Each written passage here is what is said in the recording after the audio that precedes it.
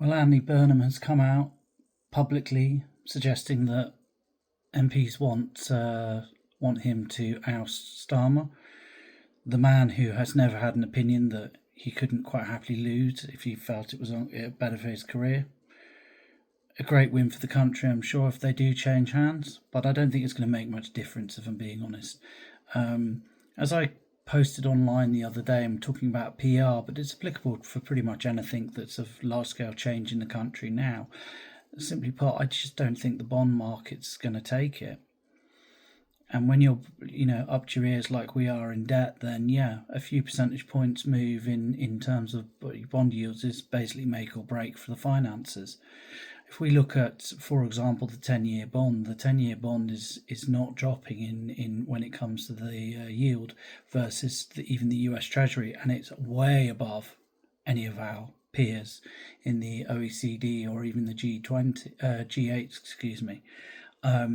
So any great big moves by Labour, the move left or anything else, is simply going to trigger a bond rout, which will drive borrowing costs even higher.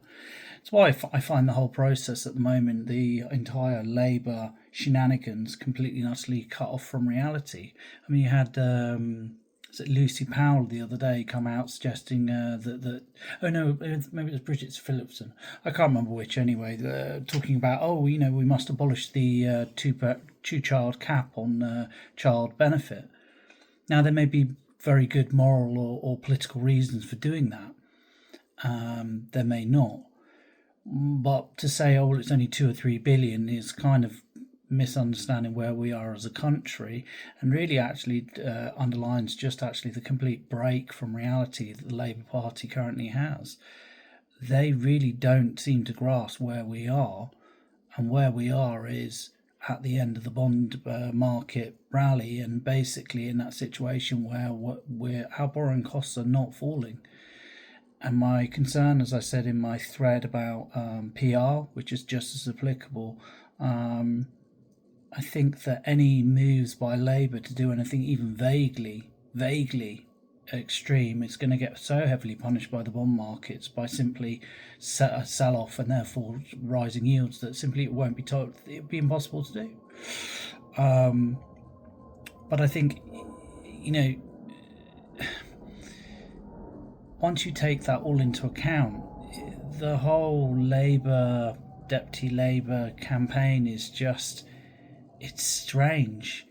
And for me, it really, as I said, it's representative of the fact that the party has never really got to grips with the fact that the economy and the world we live in is very different to where it was when they were last in power. They really spent the last 14 or 15 years just screaming evil Tories rather than actually engaging with the reality of the new world and actually coming up with an intellectual framework that can exist in that world. There is no more money at the moment unless you get growth higher. There is no freebies to be handed out. All you can do is reassign slices of the same cake to different sections of society. And the problem when you do that is if you take it away from here, they'll squeal, and if you give it over there, they may cheer. So you're not necessarily making many people more happier. You're simply feeding potentially your own political groups, which all democratic parties do. Let's be clear, but it's unserious. If I'm being brutally honest, it's very, very, very unserious, and I think that they're going to get punished for it. I do, and I think that the punishment is going to be really come down to what's happening now. I believe that we're in the middle of a global recession. I suspect that history will show that the US entered recession probably sometime last year, and if you strip away basically the absolutely obscene deficit spending that the Biden administration and to a certain extent Trump one went through, I would argue probably the US should have been in recession probably 2 to 3 years ago. Put that to one side. The fiscal wheels kept the economy grinding along, but it's not grinding along anymore. And I suspect that history will show that the world entered, certainly the US entered recession, probably roughly a year ago, maybe a little bit later. And the rest of the world is basically slinking along, basically running behind them. And I think what's likely to happen now, and I think that you're starting to see it, is normally what you would expect to see is people misunderstand interest rates follow the economy. So when we talk about, basically, in my opinion anyway, so basically as the economy worsens, interest rates fall. It's not the economy is getting better that interest rates fall. If the economy was doing so well, you'd have high interest rates because there'd be lots of demand and people wouldn't worry about these things. So traditionally what happens is during a recession is interest rates fall, which make government borrowing easier and cheaper, which is important because you get what are called the fiscal stabilizers kicking in, i.e. benefits and everything else.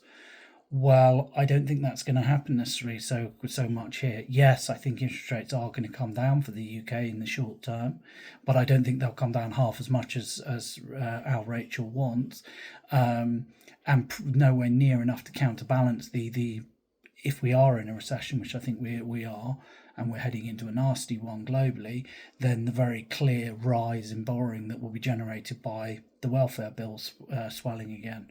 And so what you're going to see is basically another growth in the deficit and therefore overall debt levels, which will be in a vicious circle, accelerated when we come out of any kind of recession because of rising interest rates again. We will just have more debt to deal with. And I just don't see anyone who grasps this. I think maybe Reform do at a level. I think Tice certainly gets it. That it's this is a different world. You've got to get growth going, and Labour is just not doing. I mean, what's Labour done for the last year since they came into power? More taxes, higher energy prices, more regulation, and some nonsense about trying to staple us next to the EU, which is a decaying, frankly, half-dead economic bloc, which has basically regulated itself out of the economic game. That's it. For a party that came in suggesting that it was going to put growth first, that was going to focus on growth first, and that growth was its main objective, it has shown a surprising little interest in actually how to get growth. Which I suppose shouldn't surprise us, bearing in mind that none of them actually have any private sector experience. I'm not suggesting even any of them have to be high-level CEOs of FTSE 100 companies, but I would have hoped that someone might have some sort of vague management job or perhaps been an accountant or something. But no, they all seem to have been sucking from the teat of the public sector, which probably underlines why they've basically stuffed it with as much gold as they could afford over the preceding 15, 16 months. But I think that shell game is coming to an end. And I think that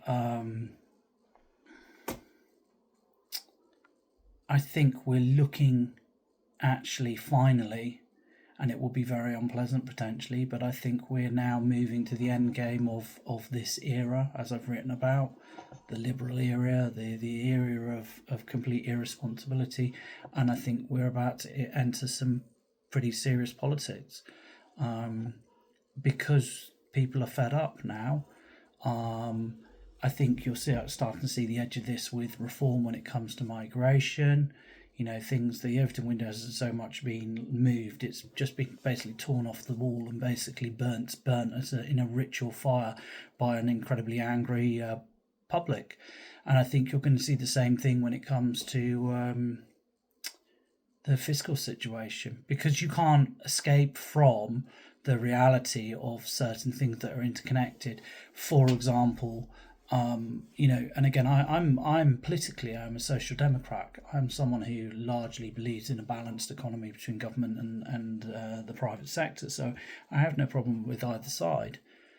But I have to say that we're in a situation that even as a social democrat, the economy has become grossly outbalanced now. It really, really has been, and we need a complete change of rebalancing, and even within the public sector, it needs to be rebalanced. And what I mean by that is even the benefit system. It's no longer tolerable and acceptable that the pensioners and even special educational needs children now suck up the vast majority of the money that goes to councils, we live in a country that's starting to look more and more like a hovel, and that's because the councils are in bankruptcy. And I mean bankruptcy. I mean, I read one thing that said they reckon about 3 years for 40-50% to go under. Again, no one's talking about this. Labour has completely decided to avoid this discussion, even as we stagger into it. And that rebalancing from those who are net benefactors from the state, from those who are net givers like myself and plenty of others, and I give freely and I don't object to it mostly. It can't carry on like this. Bluntly, the country cannot afford to keep funding all these special groups with, we need to invest in productive capacity. We need to invest in getting the economy moving, everything from nuclear power plants to building decent roads and everything else. And the same goes for migrants and everything else.